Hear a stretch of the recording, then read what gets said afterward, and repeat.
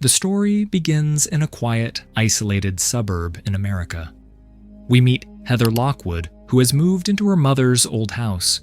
She wants some distance from her controlling husband, Robert. Her plan is to repair the house and later sell it, but for now, she just wants to stay alone and clear her mind. Robert is wealthy and has strong connections, which makes Heather careful about leaving him. She and a lawyer friend are secretly preparing the divorce papers. Heather has hired a man named Saul to upgrade the house's security system. He knows both Heather and Robert, and he's surprised that the couple is splitting up. They were once deeply in love, and their marriage started happily. But after 5 years, Robert's true behavior finally showed. Before leaving, Saul reminds her that Robert still hasn't paid some old invoices. After he leaves, Heather continues fixing the house. Saul also warns her that the area often has bad network issues. And of course, in films like this, losing the signal is almost guaranteed. The movie is quite predictable and doesn't try to be overly complex. A little later, Heather gets a call from Robert. He's unhappy that she plans to stay alone for a few days and insists they should talk. Heather tells him she needs personal space and explains that she will fix her mother's house, sell it, and then decide what to do next. Their video call turns into a small argument, but Robert doesn't seem like a bad person. He's mainly worried about her safety. Heather reassures him that the new security system is installed, and she's fine. After this, Heather meets her lawyer friend Ellen, who advises her to go ahead with the divorce, even though Heather is still scared. Throughout this time, the audience sees that someone is secretly watching Heather. When she returns home, she notices the front door slightly open. She goes inside, and suddenly her boyfriend Joshua appears behind her, scaring her for a moment. We learn Heather is in love with Joshua and plans to be with him after leaving Robert. Joshua is a musician, not rich like Robert, but Heather truly loves him. She tells him she's ready to divorce Robert. Joshua is happy and gives her an address for where they'll meet on Friday. As he leaves, the film again shows that someone is watching them. Later, Robert calls Heather again and says his business trip has been delayed. Then he casually asks how Ellen is doing, which shocks Heather because it clearly means he has been keeping tabs on her. Robert doesn't deny it. He tries to convince her to talk, but Heather refuses and ends the call. She opens the fridge for food, but it's empty, so she orders something online. Because the area has weak network coverage, she always needs Wi-Fi to make calls. At that same moment, the movie shows an unknown masked man in a black jacket quietly entering the house. Heather goes to shower. A delivery guy later brings her food, but part of the order is missing. He has no idea why, so he leaves. While eating, Heather chats with Joshua. Suddenly, she hears a noise and panics. She checks around the house, but realizes it was only a birdcage rattling. She texts Joshua that it felt like someone was outside.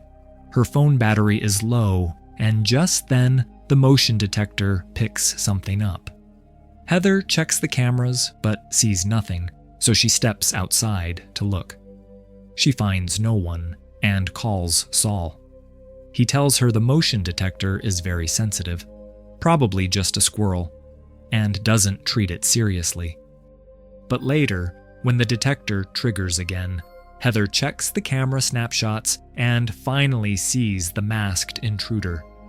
Terrified, she rushes outside and shouts angrily for the stranger to leave her property. The masked man doesn't leave and keeps hiding in the bushes. Heather panics, runs inside, and locks every door and window. When she's about to charge her phone, she suddenly spots him standing right outside the window. She's terrified, but the house has strong one-way glass, so he can't see her. She now knows he intends to harm her. He tries to break in but fails, then moves toward the pool. Heather uses that moment to call the police, but her battery is low and the signal barely works. She tries another idea, activating the fire alarm with a match, hoping it will send an alert. But the masked man has the house's security codes and shuts the alarm off immediately. Her plan fails, and he keeps trying different entry points, but nothing opens. Then the doorbell rings. It's the delivery guy bringing the rest of her food. Heather can't risk opening the door, so she goes upstairs and tries to signal him to get help. Before he understands what's happening, the masked man appears and takes the delivery guy down. Heather watches it happen and realizes without doubt that the masked man plans to go after her next. Night falls, and Heather is still trapped inside her own house. She turns on the lights and decides to escape through the garage to reach her car. Gathering her courage, she quietly steps outside. When the path seems clear, she runs to the car and gets inside. But the car won't start. Panicking, she checks under the hood and is shocked to see the masked man has pulled out the wires. She rushes back to the door, then remembers her house keys are still inside the car. Terrified, she runs back, grabs the keys with shaking hands, and manages to get inside the house again. She searches for the masked man, and suddenly he appears in front of her. Heather asks if he can hear her, and he nods. She tries to bargain, saying he can take anything he wants. The house has expensive items. But he writes on the fogged glass, "I came here for you." Now she knows he isn't after money. He wants to end her life. A moment later, she hears noise outside. The masked man is drilling the lock, trying to break in. Before he succeeds, Heather slips out through another exit, but he spots her and chases her. She hides until he passes, then sneaks back into the house. She heads to the kitchen to grab a knife, and unexpectedly bumps into Joshua. Relieved and terrified, she immediately hugs him. Joshua still can't understand what's going on. Heather starts thinking and asks why he came back. Joshua says he received emails from her and that she called him here. Heather is confused and tells him she never emailed him and there's no service here anyway. Joshua suggests maybe the message was sent from her laptop, but she explains her laptop is in Malibu at her husband's place. Now, Heather realizes Joshua is definitely hiding something. She shows him a knife and warns him to stay away. Joshua tries to explain, but she refuses to listen and runs to another room to hide. He keeps calling her, but she stays silent. Then Joshua hears a strange noise upstairs and goes to check. Heather thinks this is another trick. While Joshua follows the sound, everything becomes quiet. She steps out and enters a messy room where the attacker's knife is lying on the floor. She hears a noise from the wardrobe, but when she checks, no one is there. She sits on the bed and finds Joshua's broken phone, getting even more confused. Heather goes to the balcony, panicking. She notices the internet connection outside, the wires the attacker had pulled out. She gathers her courage, goes outside, and reconnects them. But the signal is weak, so she returns inside. While looking for a better signal, she suddenly hears someone breathing behind her. When Heather turns around, the masked man is standing behind her. They struggle briefly, but she escapes again and hides in the pantry. The killer searches nearby while she locks the door and calls the police. The call connects, and the officers assure her they'll arrive in about 10 minutes if she stays on the line. Heather accidentally makes a sound, and the killer approaches the pantry. Luckily, she slips out before he reaches it. As soon as he opens the door, she pushes him inside and locks it, but he breaks out quickly. He returns to the kitchen, where Heather tries to distract him with a small laser light and then blasts loud music to disorient him.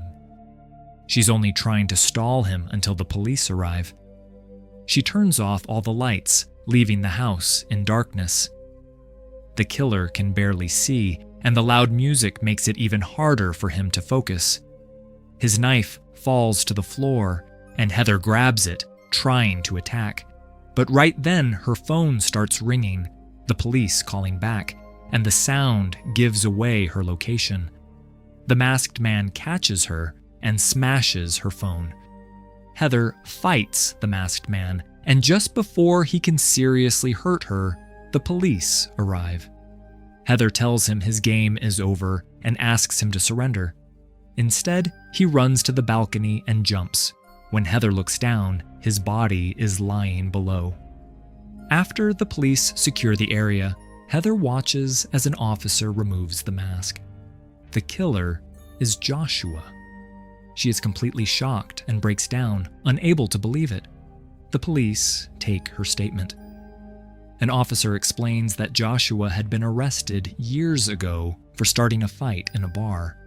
Heather says he once mentioned it, but had quit drinking, and she never imagined he could do something like this. Ellen helps her through the process, but Heather still can't accept that Joshua would attack her. Just then, Robert arrives, worried about her. But Heather doesn't want to leave with him yet. After everything settles, she returns home. The next day, an officer visits her again and explains something strange. Only one person broke into the house, and there's no footage of Joshua entering. It looks like he either had access to all the cameras or somehow knew exactly where each one was placed. Heather is confused. She asks Saul about it and learns something new. Saul had given her security code to Robert without thinking. Heather never knew this, and the information troubles her. While she is still processing everything, she receives a call from a hotel. They explain that Robert checked in there, but still has unpaid bills. They've been trying to reach him for 2 days without success, so they contacted her. They also mention that although Robert checked in, the room was checked out earlier that morning by a woman. This surprises Heather even more. She gives them Robert's active number and then decides to go find him herself. Heather decides not to mention the security cameras or the hotel details to Robert. When he sees her, he seems relieved and asks her to return home with him. This time, Heather agrees and says she'll be home by night. At night, Robert arrives at the house and calls out for her, assuming she's already inside. But Heather isn't there. We also notice someone watching Robert quietly. Robert pours himself a drink, then notices one of the windows open, which makes him suspicious. Before he can process anything, Heather appears. When he asks when she came home, she tells him to stay quiet. Suddenly, Robert starts feeling sick and asks what she did to him. Heather reveals she mixed a powerful poison into his drink, which will kill him within minutes. She explains that everything became clear when she finally read the insurance papers he had been forcing her to sign. Robert had added a hidden clause stating that if his wife died in an accident, the insurance payout would double. That meant the attack on her wasn't random. Robert planned it. The masked man was Robert himself. On the night of the attack, Robert booked a hotel room in another city and placed a woman there to pretend he was out of town. Thanks to Saul's mistake of sharing the house security code, Robert already had access to the cameras. He then used Heather's laptop to message Joshua, tricking him into coming over. Robert killed Joshua and planned to blame everything on him. But the plan collapsed because the police arrived before Robert could finish Heather. When the police arrived that night, Robert had already jumped out of the window. Before that, he had dragged Joshua's body outside, put the mask on him, and staged everything to make it look like Joshua was the attacker. Now, Heather takes her revenge by using Robert's own tricks against him. She places his medicines on the counter, knowing that an overdose of one of them can be fatal. To the police, it will look like Robert accidentally took the wrong pills while he was under the influence. No one will suspect murder. After his death, the double insurance payout will go to Heather. Since Heather already knew where all the cameras were placed, she entered the house through the back door so none of her movements were recorded. As Robert lies dying, he begs her for mercy, but she leaves him to suffer.